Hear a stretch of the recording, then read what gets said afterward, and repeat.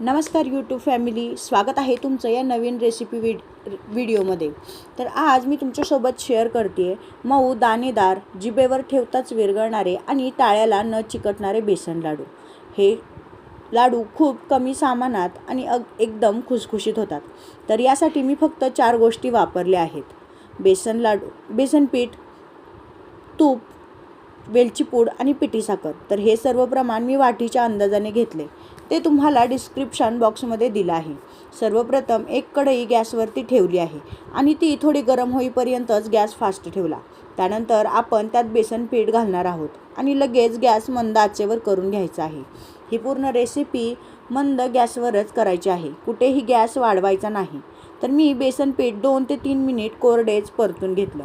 त्यानंतर त्यात 7 ते 8 चमचे तूप घालायचं आणि पुन्हा बेसन पीठ एकजीव करायचं आहे। लक्षात ठेवा, ही प्रक्रिया म्हणजेच बेसन पीठ भाजताना गॅस कुठेही मोठा करायचा नाही, बेसन पीठ एकसारखं हलवत राहायचं आहे। 10 मिनिटांनंतर मी पुन्हा 3 चमचे, जे व्हिडिओत तुम्हाला दिसत असेल ते तूप टाकायचं आणि बेसन पीठ पुन्हा भाजायचं आहे। पुन्हा 5 मिनिटांनी मी 3 चमचे तूप घातलं आहे आणि बेसन पीठ पुन्हा एकदा एकजीव करून घेतलं आहे।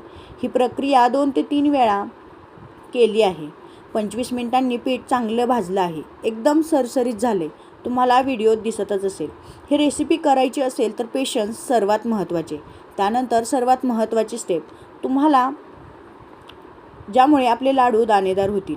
आपल्या हातात ओंजळीत थोडं पाणी घेऊन त्याचा शिंतोडा द्यायचा आणि 2 मिनिट ते पुन्हा एकजीव करून घ्यायचं आणि सर्वात शेवटी वेलची पूड घालून पुन्हा एकदा एकजीव करून गॅस बंद करून ते मिश्रण एका ताटात थंड व्हायला ठेवायचं। साधारण 1.5-2 तासांनी त्या मिश्रणात पिठी साखर घालून छान असं मिक्स करून घ्यायचं आणि मग लाडू वळायला घ्यायचे। तुम्हाला हव्या तशा आकारात तुम्ही लाडू वळू शकता।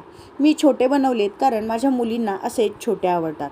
लाडू वळताना तुम्ही जेवढं प्रेस करत आकार द्याल तेवढं त्यातून तूप रिलीज होतं, त्यामुळे एक्स्ट्रा तूप किंवा काहीही टाकायची गरज पडत नाही।